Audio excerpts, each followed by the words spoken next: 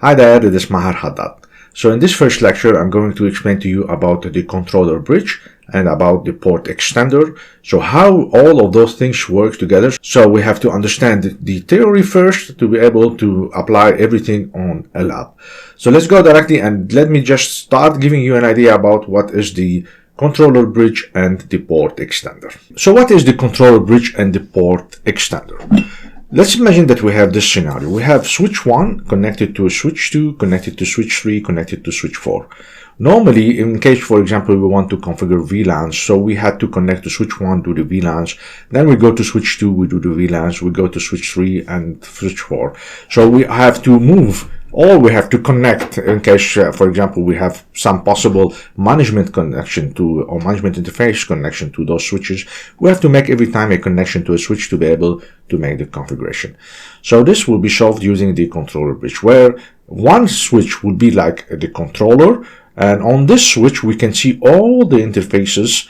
Of course, we're gonna see which interfaces we can see because the upstream interfaces will not be shown. But anyway, just to have an idea now that on this controller, you can see the interfaces of those switches, and then you can, for example, assign for them VLANs.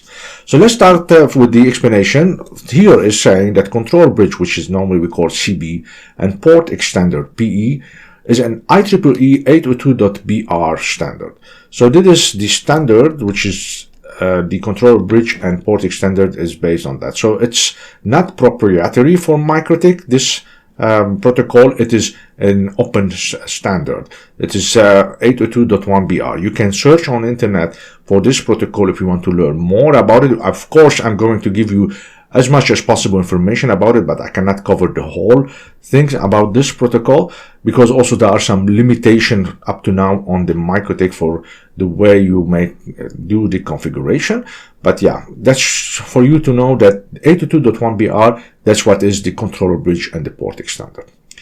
The second thing to know is that the controller bridge and port extender should work on the CRS 300 series switches on MikroTik, and only those switches.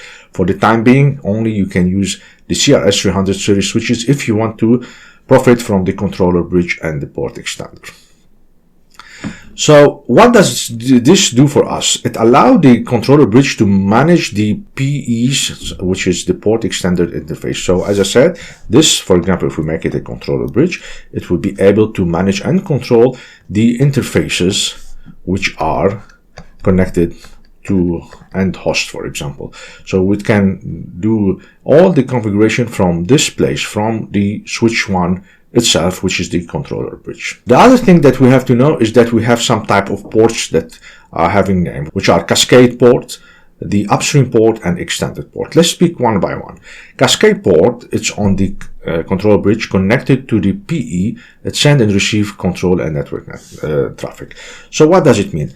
This is the controller bridge. This port and this port is called cascade port. That's something very important to remember because we are going to use it when we do the configuration. So this is the cascade port. This is a cascade port. So what it does, it will accept the normal traffic, but also the control traffic because it needs to control those ports which are on the switches. So that's why it works on both traffic. So this is the cascade port. The upstream ports are ports which are on the port extender. So port extender are the switches which are not the controller bridge. So those are called port extender. So we have port extender 1, port extender 2, port extender 3, which are switch 2, switch 3, and switch 4. So when we have a port extender, then those ports which are connected to the controller bridge are called upstream. So this is upstream and this is upstream. What about this link over here? So this link, we have, this is an upstream and this one is cascade because it is going to send the control traffic to here. So this is going to be a cascade port. Of course, this is not a controller bridge, but still this is normally, it should be a cascade port. So this is very important to remember. And finally, we have the extended ports. Don't confuse between port extenders and extended ports. Port extenders are the switches. Extended port are interfaces that are controlled by the controller bridge device, and that they are typically connected to end hosts.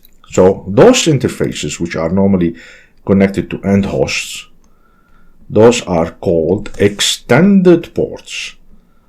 Those extended ports are on the port extender over here, and then we can see that they are not connected to the controller bridge, so those are called extended ports, and those will only send normal traffic. There's no control here because nothing has to be sent to the controller bridge. I hope by now you have a better understanding about the terms that are used on the controller bridge and port extender. So let's see now what devices we can use from MikroTik to make the configuration for the controller bridge and port extender, because most likely you are going to buy some routers or switches if you don't have that, and I have to tell you which devices you need to buy.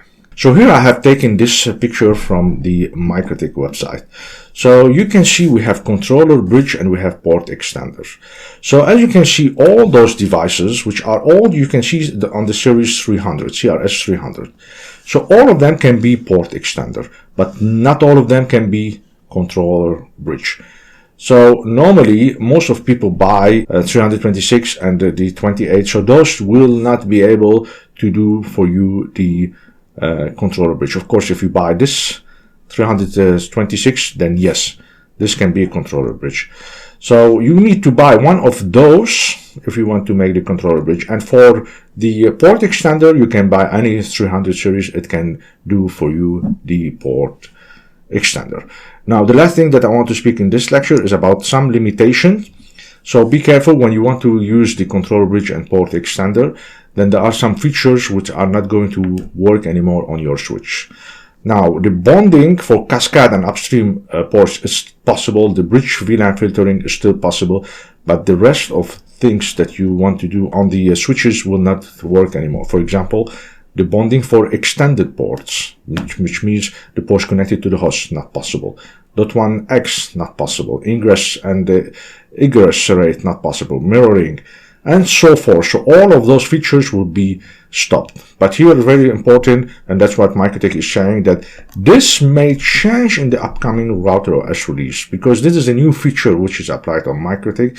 Now, we believe that in the new RouterOS release, that we may have here some of those features will be working again, and maybe later everything will be working. But for now, just know that you can only have those two features possibly to work when you have the controller bridge and the port extender. So this is all what I wanted to show you in this first lecture, just a brief overview about the controller bridge and the port extender, and also we have understood the name of the ports that we have, and also we have an idea about what are the switches that we can use it for the controller bridge and for the port extenders, and also what are the limitations that we have on the features.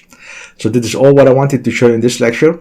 I hope it was informative for you, and I'll see you in the upcoming lecture.